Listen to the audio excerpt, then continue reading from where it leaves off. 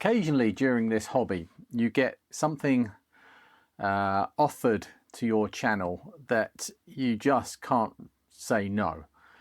And this is one of those things. Now, this year's charity event is Commodore themed, and multiple times throughout the build up to this, I've turned people down that have offered me Sinclair or other branded items to auction.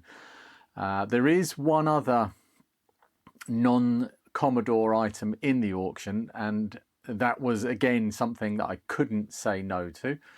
I haven't actually spoken about that directly on the channel before now, but there's a box over there with that thing in, and that should raise a lot of money whatever I do. I haven't got to do anything to it. I haven't got to build anything.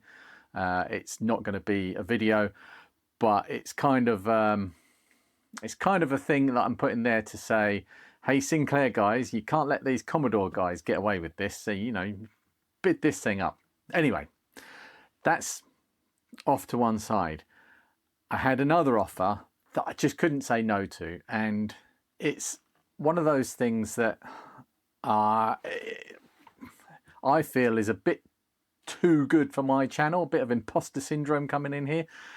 But let's. I have plans to make sure that we do it justice as a community, and that's something that's very important to me, and I hope that comes across in the videos that I make, that it's not all about me. Anyway, a box has arrived and I need to unbox this box, and let's get into it. This is a heavy box. This is from Bob Brenchley, and he popped up in my Discord recently and said, I have this thing.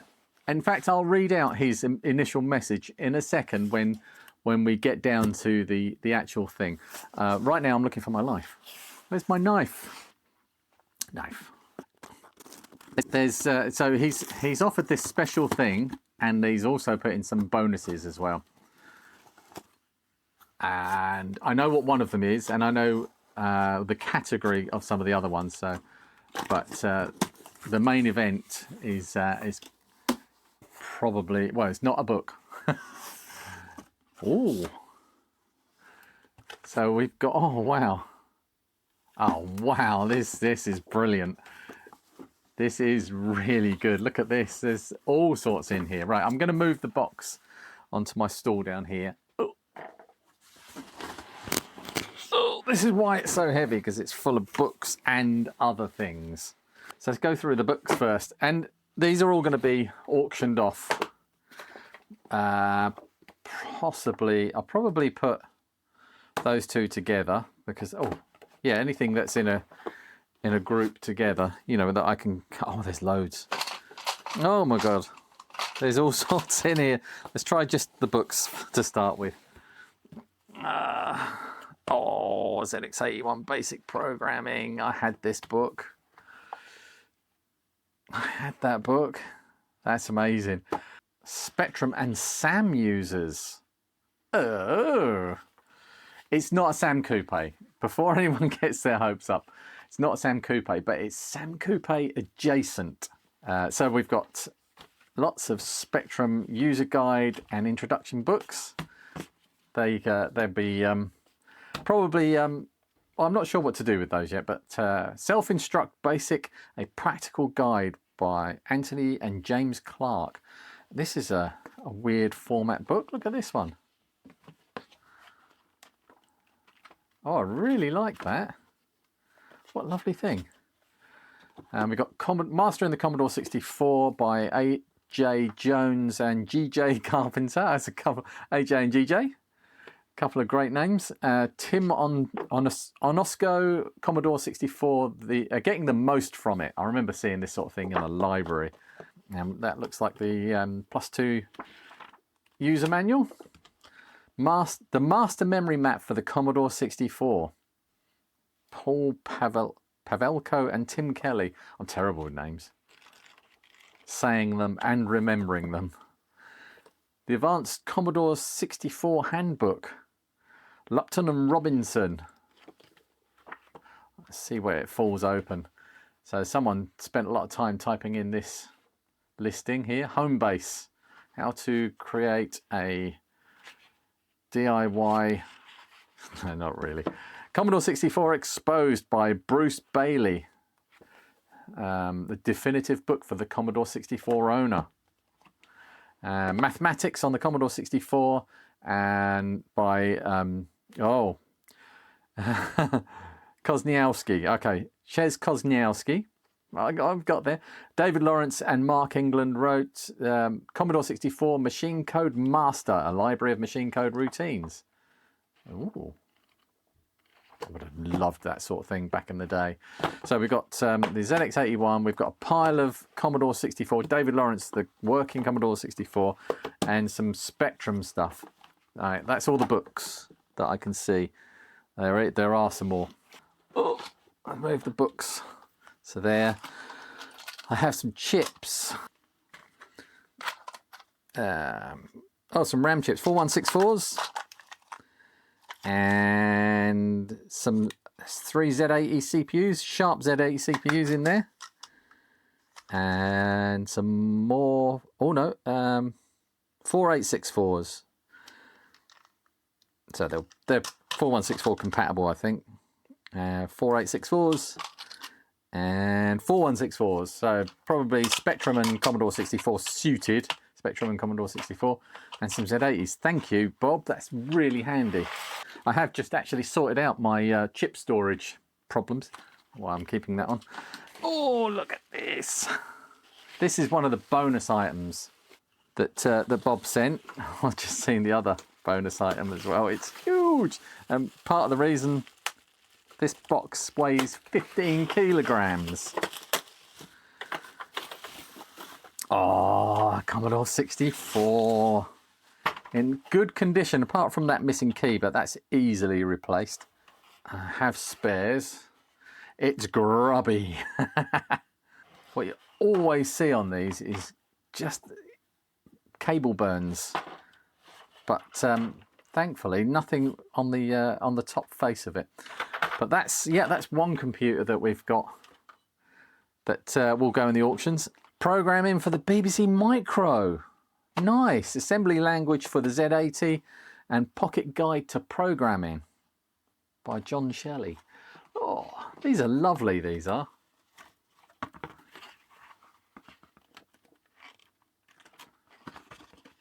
Excellent. Oh, showing you exactly how you should fold up that bottom edge, and then you can have your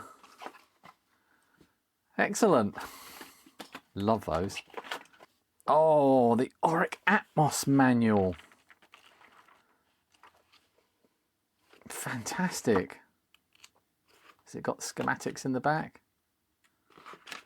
Yes. Commodore 64 Micro Guide, a quick reference guide to the basic and system operations of the Commodore 64 from Century Communications. And one for the BBC Micro as well. There is a power supply of doom. Oh, there's a kettle lead in there as well. Got the, that's actually relevant to what else is in here. But yeah, the power supply, I will check that out. I'll get advice from my friend Adam, Commodore lad, about, he will know which ones are likely to be problematic, and if I should, it feels like a heavy one. I don't think it's serviceable, probably potted. If it's a dodgy one, I probably won't sell it on. And second to last, a 1541 disk drive. Oh, it's a bit grubby. That's going to need a good clean, which is what the lead was for. No power supply for this one. Oh, that's the kettle one. Oh, because it's got its own power supply inside. This is the main event. It's a Timex 2068. and it's on its own, it's quite a special machine. But this one is a bit more special. Bob messaged me and said, "Hi, I was heavily involved with the development of the Sam Coupe computer in the late 1980s. As part of his research, Bruce Gordon, who was the designer of the Sam Coupe, he sadly passed away recently this year, Bruce Gordon purchased a Timex Portugal 2068, which he passed to me when he no longer needed it. I did play with it at the time, but it was then packed away and I've only just rediscovered it. I would like to donate it to your charity program. It worked when packed away, but that was 32 years ago, so it may need at least a recap. Are you interested?" Oh, of course I'm interested. This is quite special. Let me get some of this other stuff out of the way. So it's quite an unusual computer. The Timex 2068 is the one that was sold after, I think this was released at first in 1983, and it's basically a Spectrum-based, or is it a Sinclair ZX Spectrum-based machine, like a clone, if you like, by Timex, that doesn't have to be backwards compatible with any of the Spectrum stuff. In fact, if you want to run ZX Spectrum software on this, you have to plug in a cartridge so that it will run ZX Spectrum software. This one, the 2068, I think this is, yeah, it's 72K of onboard memory, which isn't 72K really. Although saying the 48K is a 48K machine, or the this ZX Spectrum 48K machine is a 48K machine isn't really true, and the Commodore 64 64K machine not really true. So yeah, this has got 48K of RAM and 24K of ROM. Oh, that's killing my white balance. Oh, let's have a look, see if I can get it out without destroying the polys. Oh, we've got manuals as well. Excellent. Oh, it's not in here, is it? Does that lift up? I don't know how this works, and I don't want to break anything. Let's have a look. I'm not turning this on today because there's too much that could go wrong. I will want to actually open it up and inspect inside before actually turning it on. Lift to open. All right, it does actually say on the top. Oh, yeah. Ooh. So I was talking about the ZX Spectrum compatibility, and it has the cartridge. That's amazing. So this can emulate a ZX Spectrum. It's not a terrible keyboard. They're quite far apart. And the tactile feedback isn't fantastic, but they feel spaced out in a similar fashion to 48K rubber key, but they're hard. And they do have a more positive action to them than a dead flesh keyboard. And the best thing of all, you've got a space bar. I think this would be a reasonably decent keyboard to actually type on. Yeah, so everything is where you'd expect it to be. Load quotes. And what about the back? So we've got the same expansion port as a Commodore 60, as a ZX Spectrum. There's a black mark on there. I'm hoping that's not burning. And we have looks like composite monitor output. Ear and mic are standard. Looks like a normal 9 volt DC, I would say. Does it say anywhere on it? Oh, we can look at the power supply. And a TV modulator. Oh, look. A joystick port built in.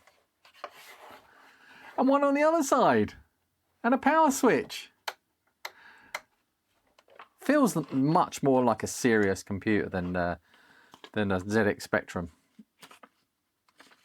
Right, so that's the emulator cartridge instruction manual, which is all in Portuguese. Right, this feels a bit more delicate, so I'm not going to go into this. TV or receiver or monitor. The transfer switch box supplied with the TS2068 is intended for use with a regular television receiver to connect the TV antenna terminals to either the regular TV antenna or the signal from the TV output jack on the back of the computer. Make sure the switch is in the computer position when... So it must have come with something like a modulator switch. But that, it must be composite. So let's have a quick look at this power supply. I am tempted to turn this on. 9 volts DC.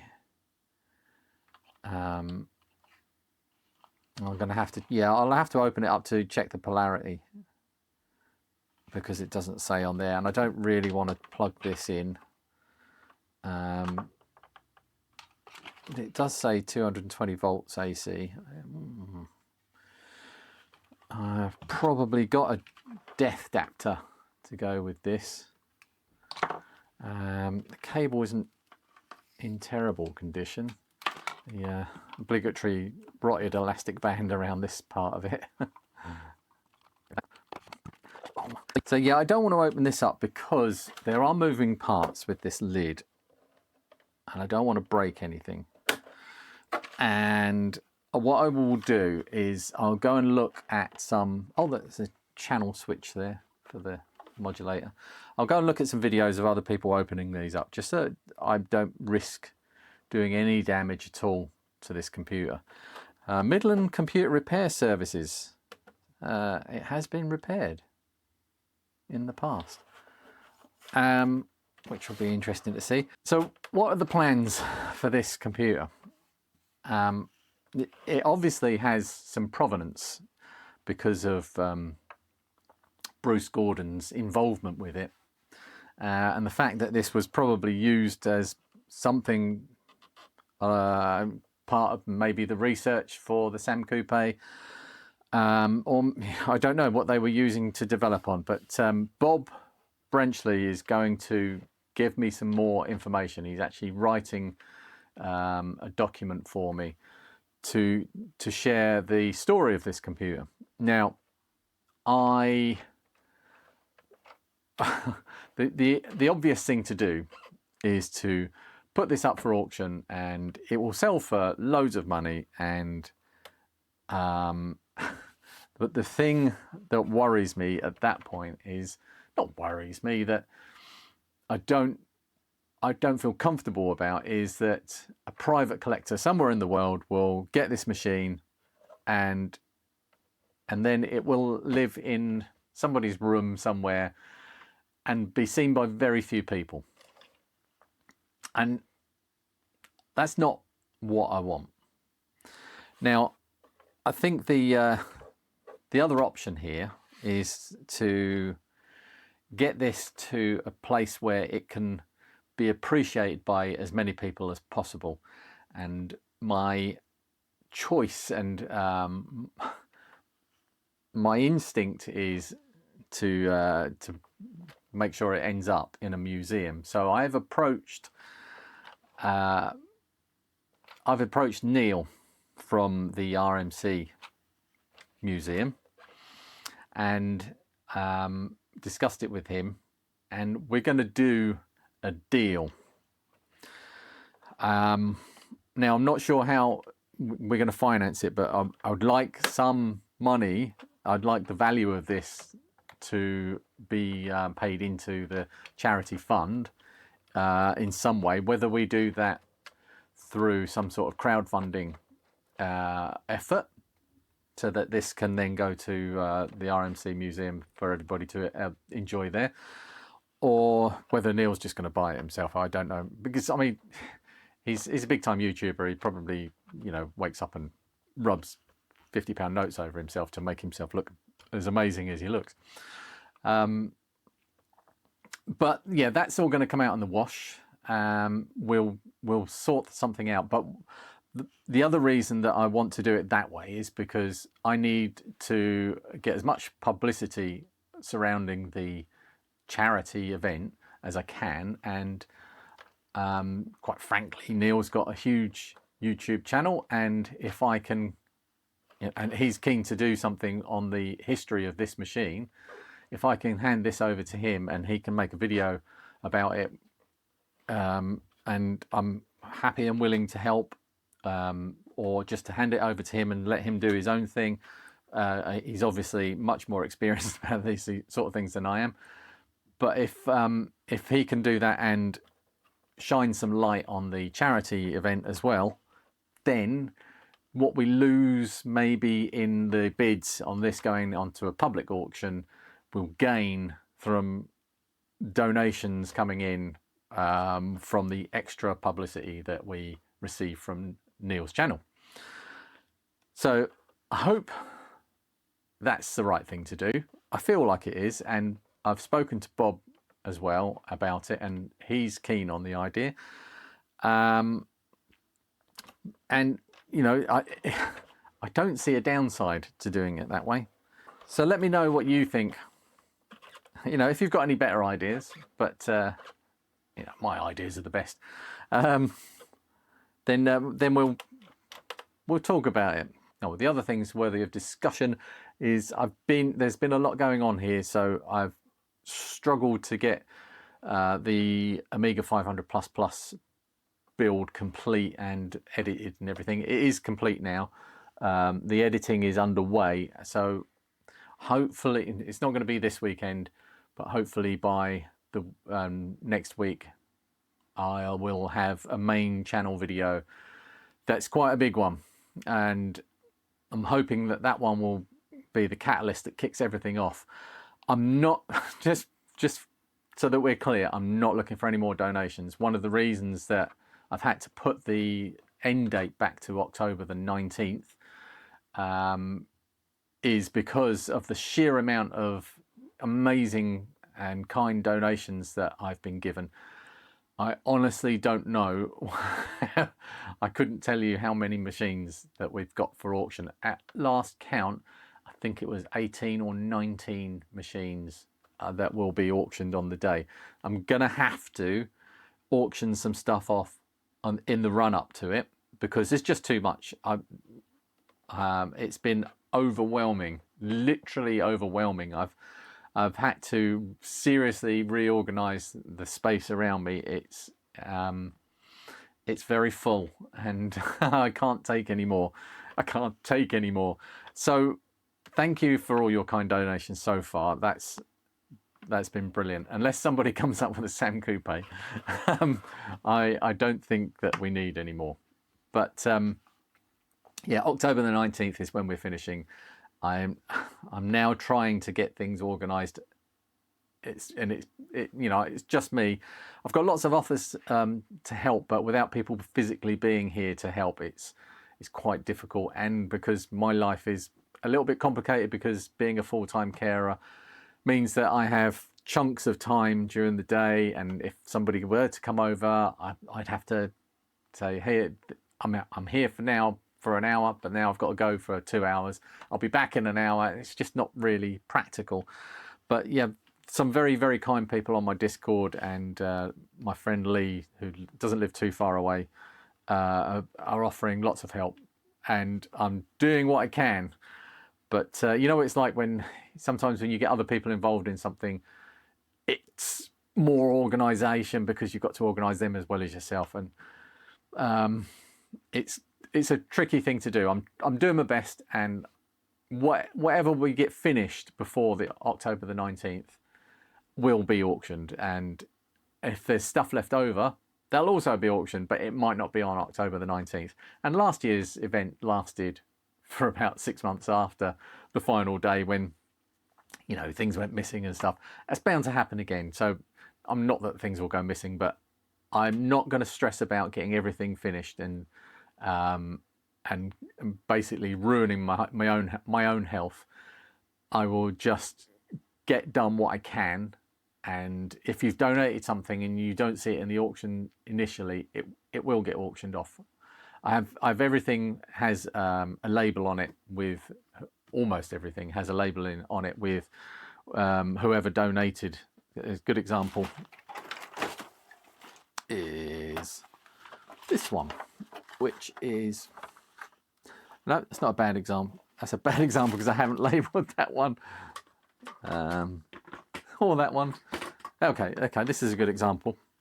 A synth cart. This is going with one of the Commodore 64s, and that's from Simon Osborne, who handed it over to me at Kickstart. I've got all sorts of things with a label on to say who gave me what. The labels will eventually have to come off, and at that point I will forget, because there's literally hundreds of things here. My friend Paul, Universal Retro boss Paul, sent me a box over yesterday with some computers to repair. There's a few Commodore 64s for me, which is great because I'll need to actually have a break from building and editing and doing that sort of thing. I really just like fixing Commodore 64s. So it's, I've not said to him, I need to stop all of this now because I'm doing charity stuff. I encourage him to keep giving me Commodore 64s and other computers to repair, because it's kind of like downtime for me. But anyway, he sent over some more books. The Complete Guide for the Commodore 64 by Spencer Bateson, or Batterson. The Complete Guide for the Commodore 64.